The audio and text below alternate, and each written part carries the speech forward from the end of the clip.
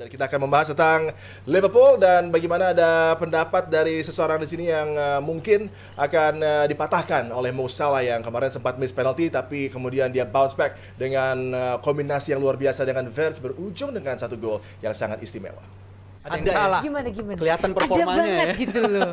Ya, performa Salah tadi malam mengecewakan dan ini game yang sebenarnya kalau kita ingat-ingat mirip sama performa dia di Liga pas lawan Nottingham Forest ketika dia juga jadi nama pertama yang diganti pada saat itu. Dan menurut gue kayaknya emang ada sesuatu yang salah dari dia ketika bermain sebagai winger di musim ini karena dia nggak lagi bisa, kita terlepas dari performa dia mencetak golnya ya, tapi dia nggak lagi bisa menang lagi 1v1. Itu cukup mengkhawatirkan bagi gue karena 1 lawan 1, dribble juga banyak hilang dan lebih parahnya lagi right hand side atau sisi kanan dia partnernya sama Joe Gomez yang kita tahu Joe Gomez bukan tipe yang bakal ngebantu wingernya untuk overlap maupun underlap untuk ngebantu sebagai opsi. Jadi menurut gue tadi malam Salah benar-benar terkunci dan ketika dia nguasain bola pun dia kayak udah kehilangan sesuatu yang dia punya dari musim lalu. Jadi emang performanya menurun dan gue nggak heran kenapa sekarang dalam 3 game terakhir khususnya dia selalu jadi nama yang diganti sama Arne Slot. Gini loh. Reza, langsung aja pendapat lo tentang aksi dari Mo Salah, gol yang ke-50, setara on level terms sama Thierry Henry, dan bagaimana kombinasi dia dengan Florian Wirtz ini juga menjadi salah satu upaya luar biasa dari Mo Salah dan Wirtz bisa lebih menyatu dan outcome-nya ada gol yang sangat indah yang tercetak kemarin. Justru golnya dari peluang paling susah yang dia dapetin dibanding peluang-peluang yang dia paling gampang. Ada yang one on one juga kan? Jadi peluang paling susah yang musim ini udah 78 kali coba nggak masuk. 79 mas. Di momen itu Bola kayak gitu mulu kan. Kalau Musim lalu masuknya banyak tuh gitu. Tapi di musim ini memang akhirnya terjadilah momen tadi malam dan tadi ada statement gue yang gue katakan dia mungkin di belakangan struggling banget sebagai winger. Kenapa tadi malam akhirnya mainnya bagus? Ya itu justru mungkin jawaban dari statement gue minggu lalu. Dia tidak lagi bermain sebagai winger tadi malam, tapi dia main sebagai bagian dari 2 pemain di depan, partner sama Ekitike. Mainin dia sedekat mungkin ke gawang dan juga mainin dia sentral mungkin, dan kita ngeliat ini pernah jadi bahasan kita di DPI yang lalu-lalu nih. Banyak pemain-pemain winger yang tadinya cepat tapi di usia tuanya tuh udah mulai declining, itu banyak yang digeser ke area tengah tuh. Itu biasanya menyelamatin 1 sampai 2 tahun karir mereka lah. Dan itu menurut gue potensi. Dua GOAT sepak bola lah ya. Contoh lah ya, banyak lah ya. Messi sama Ronaldo kan. Dan kalau dua-duanya ke tengah. gue ingat waktu itu Barca sama partner ini juga Bung Harpan nambahin Bergkamp. Bergkamp juga demikian. kalau lebih lama lagi Lothar Matthäus, terus bahkan Philipp Lahm juga kan dari bek kanan jadi DM. Jadi yang memang udah nggak terlalu butuh endurance sama pace juga. Dan that's why menurut gue Salah ini kredit juga buat Arne Slot ya, dia menyadari hal itu. Salah udah nggak lagi bisa main walaupun di bulan Maret ya menyadarinya. Iya sih, panjang banget ya Mas. Setuju gua. Jauh banget ya udah momen-momen begini. Tapi ya better late than never lah. Ini momen yang masih bisa diselamatin. Dan kalau sampai akhir musim akhirnya Slot memutuskan buat main dengan sistem 4-3-1-2 atau 4-2-2-2-nya ini aja dengan Salah main sebagai sentral, itu menurut gua bakal menyelamatin musim Liverpool sih, karena Salah nggak lagi punya beban ngejaga atau meluk garis di area selebar mungkin, dia udah nggak punya pace lagi, tapi justru main di sistem itu dan dia bakal punya rotasi dalam diri Alexander Isak di bulan depan. Itu justru bakal punya potensi win-win solution buat semua pihak lah, buat pihak Arne Slot, buat pihak Mo Salah dan juga Liverpool secara keseluruhan. Walaupun lawannya PSG ya, itu ngeri juga sih sebenarnya. Tapi menurut gue ini potensi sangat baik bagi Liverpool di sisa 2 bulan. Nice try lah ya. Nice try, dan sisa 2 bulan masih sangat bisa diselamatin buat jadi musim yang spesial. Iya, better late than never ya. Kalau apa ya, benar apakah itu late atau memang udah telat banget gitu, atau memang masih bisa sedikit lagi tuh. Kan berkali-kali kita juga bilang, nggak tahu ya, antara memang jual dia di awal musim atau rubah posisi dia. Menurut gua nih mungkin karena Arne Slot ya dia pelatih hebat, tapi kan jebolan dari Eredivisie. Pengalaman dia nggak seluas mungkin kayak Mourinho atau Pep yang udah bisa ngeliat pemain, oke gua udah nggak bisa lagi nih masang dia begini, dirubah. Nah masalahnya setahu gua di pramusim itu kan dia tidak punya mitigasinya nih, gimana kalau Salah nggak jalan. Dia mungkin belum pernah punya pengalaman pemain yang super hebat, pemain yang sangat penting, kemudian nggak jalan lagi, gimana nih mengubahnya. Sementara manajemen berharap kita mau dia stay nih, mungkin bicara soal marketing atau apa kita nggak tahu kan. Ya udah, dia tidak punya persiapan, ini ada kemungkinan dia akan declining nih. Nah di tengah jalan, ketika itu nggak jalan, dia serba salah. Akhirnya kan sempat friksi mungkin kan, dia merasa kok gue nggak dimainin segala macam. Nah seandainya tadi tidak ada kata better late than never, mungkin akan lebih baik posisi Liverpool. Kalau misalnya dia bisa mengubah posisi Salah itu kayak tadi, sebagai penyerang lubang lah, atau kayak Mas Saro bilang Messi yang jadi lebih sentral segala macam. Tapi ya nggak tahu apakah sekarang late atau memang masih ada kesempatan. Ya masalahnya kan tadi Rijal udah bilang lawannya PSG. Gue sih tetap nggak mau terlalu gampang mengatakan udah pasti lewat lah gitu ya, nggak seperti keyakinan gua Arsenal juara ya, beda ya. Tapi tetap ke Champions League nih. salah satu Karabau. nanti kita bahas besok. Gua walaupun kita jujur dalam hati pasti objektif melihat PSG ada di pole position, tapi DNA itu nggak bisa bohong. Mereka punya peluang. Jadi pemenang dari partai ini pun menurut gua agak sedikit ya, cukup seru gitu. PSG yang lolos ya kita semua tahu mereka sangat pantas. Mainnya enak banget segala macam walaupun fansnya nggak banyak. Kalau Liverpool yang menang ya against all odds, fansnya juga banyak, seru juga gitu. Jadi tinggal kita tunggu nih, memang late atau udah nggak bisa sama sekali. Gue ngerasa ini justru sparksnya muncul karena momen sebelum pertandingan, interviewnya terakhir sebelum pertandingan, Slot kan bilang fans Liverpool tuh fans yang paling sabar loh dalam urusan mendukung pelatih. Kalau itu gue setuju. Wah itu bisa aja dia kalau dukung pelatih. Mas Aryo udah nggak sabar tuh. Itu tuh, gue mau contohin ke situ. Kalau sampai Mas Aryo aja sampai nggak sabar, berarti ada yang salah dari Arne Slot. Dan dia kan ngomong gitu di press conference. Kalau sampai ngomong kayak gitu? Iya dia ngomong Mas Aryo gitu. Dia bilang, aku Mas Aryo nggak dukung gue ya. Arne Slot bilang di press conference, kalau sampai fans Liverpool bisa balik badan ke gue, which is dia pelatih yang nganterin Liga di musim lalu, itu artinya gue ngelakuin banyak hal yang salah. Jadi menurut gue ini justru potensi dia akhirnya sadar separuh musim lebih. Akhirnya dia nonton DPI ya. Masa Aryo jadi begitu kata dia. Ini potensi dia akhirnya ngubah cara pandang dia, dan gue pernah baca dari media Belanda juga katanya dia orang yang easily irritated katanya kalau baca kritikan dari media. Mungkin asumsi gue selama ini dia nggak ngubah-ngubah posisi salah, dia pengen nunjukin ego dia. Ini gue bisa pakai cara gue loh, nggak usah lu ngasih gue. Tapi akhirnya surrender juga. Akhirnya dia surrender. Dan juga, ternyata mungkin dipikir benar juga ya. Iya, dan dia ngeliat salah ini udah nggak bisa lagi ngelakuin Dan gitu. tadi ngeliat stats tuh salah satu XG tertinggi juga ya buat Liverpool. Jadi artinya memang ada something yang emang harus lo ubah gitu.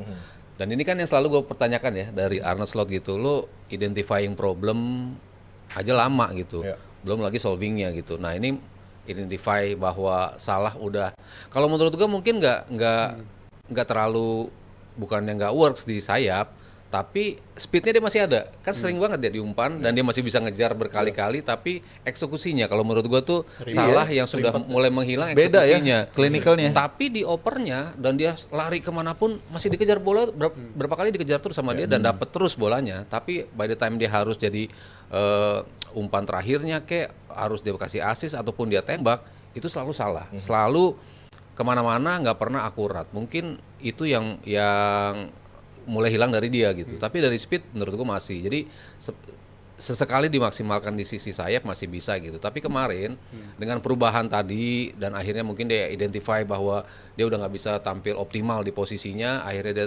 mendekatkan ke kotak, emang lebih banyak peluang yang hadir dan lebih akurat. Berapa kali kan ketepis. Kita jarang sekali ngeliat bola salah ketepis sama kiper kan, udah jarang banget karena pasti out of range semua. Kelewatan, kiri kanannya kelewatan, tapi kemarin banyak ketepis. Artinya on targetnya udah mulai banyak nih. Salah karena lebih mendekat ke kotak. Ya semoga aja itu akhirnya bisa bisa menambah lagi, memperpanjang nafas. Kalau kita baca berita-berita di luar kan gitu kan, kemenangan 4-0 yang memberikan buying time bagi Slot gitu kan. Artinya kan ini udah mulai bahaya juga sebetulnya sinyal buat Arne Slot. Tapi dia bisa buy time dengan penampilan seperti itu. Nah, bisa konsisten apa enggak? Kita kan berapa kali tuh lawan Frankfurt menang gede ya. Habis itu lawan MU kalah. Gitu kan. Itu yang pemandangan yang kita kayaknya udah balik nih Liverpool berapa kali kan Rijal kena tipu mulu kan jalan. Wah, iya Mas. Kayaknya tipu lagi nih. Kayaknya menang. Oke, kayaknya udah balik nih. Gue udah lihat banyak Spurs gini. Besoknya kayak gitu. Pertandingan bagus lagi, turun lagi. Nah, kita tinggal tunggu lagi nih apa emang betul-betul dia bisa menciptakan konsistensi. Dan nextnya memang salah speednya mungkin masih ada, tapi dari kualitas crossing yang dia tawarkan itu menurun banget dari segi kayak fan football ya, lari dapat pas nendang nggak tahu gitu. Jadi ada data juga LBP-nya kan, line breaking passes-nya tuh kualitasnya masih dilakuin tapi nggak selagi tajam kayak Arnold. LBP-nya tuh, jadi itu yang menurun. LBP-nya Luhut, sorry ya, hati-hati lo. Iya, langsung minta maaf deh. LBP-nya kualitasnya menurun tuh, tapi masih kerap dilakukan. Indikasinya apa? Makanya Arnold suka mainin Szoboszlai di posisi bek kanan untuk mereplika crossing yang dilakuin sama Arnold. Tapi mungkin gue mulai ngerasa kayaknya Sobo jangan lagi dicoba di situ deh, karena dia memang bagus di posisi itu, tapi udah nggak usah detak-detik, gelandang aja udah dia ini partner bersama Wirtz di area siapa belakang. salah? Sobo. Otak posisi itu menurut gue udah nggak works lagi dan udah harus dipercayakan ke pemain yang memang posisi aslinya. Itu perubahan sesuatu yang harus dilakukan oleh Arne Slot dari segi memposisikan Mo Salah, kemudian juga dengan personal change juga dengan tidak adanya Cody Gakpo sebagai pilihan utama di line up. Ini juga dampaknya untuk Ekitike seperti hidup kembali, sempat tidak menampilkan aksi terbaiknya di beberapa laga sebelum menghadapi Galatasaray. Dan kita juga akan bahas tentang Dominik Szoboszlai yang kalau gue selalu mengibaratkan dia sebagai Michael Jordan yang di Space Jam. Ketika teman-temannya kehilangan kemampuan bukan Michael B. Jordan. Bukan Michael B. Jordan. Sinner dong. Ya, itu yang uniknya dari Szoboszlai ya. Semuanya menurun tapi dia yang masih bisa mempertunjukkan penampilan yang begitu konsisten, mau main di lapangan tengah, di zona pertahanan, set piece-nya memukau, upaya jarak jauhnya luar biasa. Harpa ini pemain yang kata Steven Gerrard berpotensi menjadi next captain dari Liverpool, dan dengan penampilan dia kemarin juga memberikan satu kontribusi yang luar biasa untuk Liverpool bisa lolos dari dua leg bertemu dengan Galatasaray. Iya, apa yang dikatakan Gerrard itu kan statementnya komplit dan konsisten ya. Ini orang punya potensi jadi kapten karena ketika timnya terpuruk dia masih tetap bisa ngegendong kan. Ya, itu kan yang sebenarnya mahal dimiliki oleh pemain gitu. Kayak Ekitike misalnya, menurut gue dia bagus di awal-awal, kita lihat bagus ketika timnya bagus. Ketika timnya ke drag down dia juga ke drag down. Jadi dia belum punya belum punya tools seperti Szoboszlai yang memang bisa tetap konsisten kan. Jadi ya masuk akal dia bisa menjadi kapten masa depan Liverpool. Cuman tadi tinggal yang Rizal bilang, si Arne Slot ini kalau memang dia masih pelatih Liverpool, apakah kemudian dia bisa memberikan formulasi yang tepat, formasi yang pas, posisi yang pas buat dia gitu, yang memang dia nyaman untuk mainin gitu loh.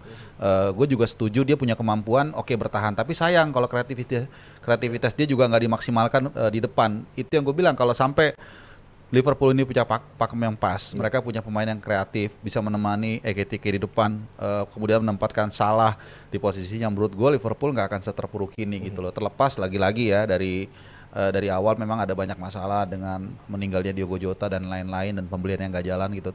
Karena kalau kita ingat di awal musim kan, gue rasa banyak orang yang dulu itu menjagokan Liverpool bisa 2-1 kan, bisa juara gitu. Paling nggak termasuk gue. Kita kalau nggak salah ditanya 1 Liverpool, paling orang ada yang bilang mungkin 1 City, 2 Liverpool gitu. Arsenal bahkan hampir nggak ada mungkin yang anggap mereka juara gitu. Jadi cuman pertarungannya kita nggak tahu nih.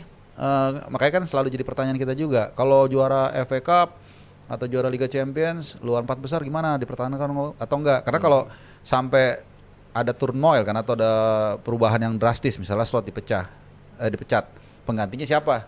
Ya kemungkinan di kepala kita Xabi Alonso kayaknya ya ada di pole position. Nah ini apakah lebih baik atau enggak? Nah ini kan juga bisa mengubah destiny-nya Liverpool musim depan gitu. Jadi ya semuanya arah Liverpool musim depan menurut gua sangat tergantung bagaimana mereka finish di Liga, peringkat berapa, sejauh mana mereka bisa melangkah di CL, dan apakah mereka bisa meraih FA Cup gitu.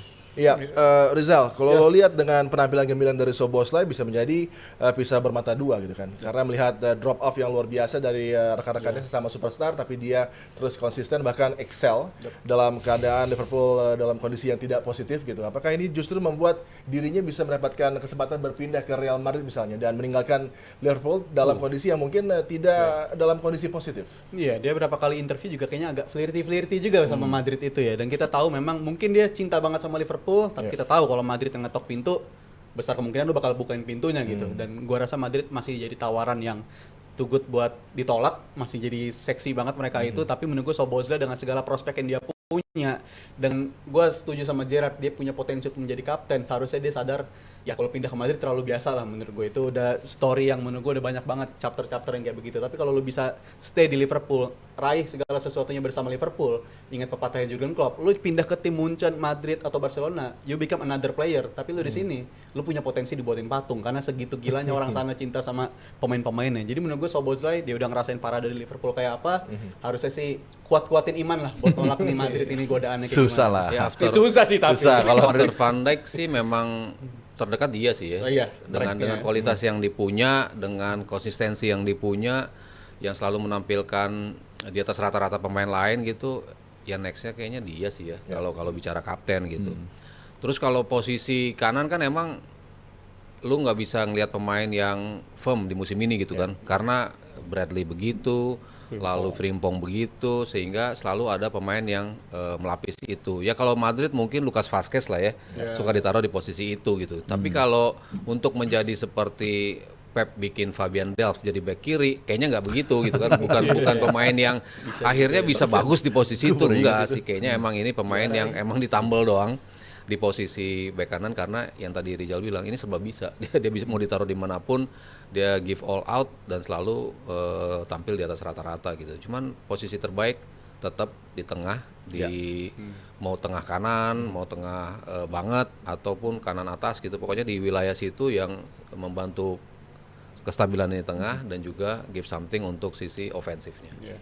Ini kalau bahasanya Riani, sebetulnya pemadam kebakarannya Mas buat Liverpool ini. Semua posisi bisa nih dia. Itu ya. Long shotnya kan juga bagus kan, bisa dari second line dia kalau lagi susah ngebongkar. Di Hungaria kan kapten kan ya? Kapten. Iya. Ya, untuk Liverpool kalau udah deep seperti ini di Champions League tetap menjadi tim yang sangat diperhitungkan, berpotensi bahkan juga untuk melaju ke partai puncak. Tentunya jangan lewatkan aksi-aksi Liverpool di babak-babak selanjutnya, walaupun lawan berikutnya adalah Paris Saint-Germain, tapi tetap saja Liverpool punya kesempatan untuk bisa meraih hasil terbaik dan lolos bahkan ke partai puncak. Dan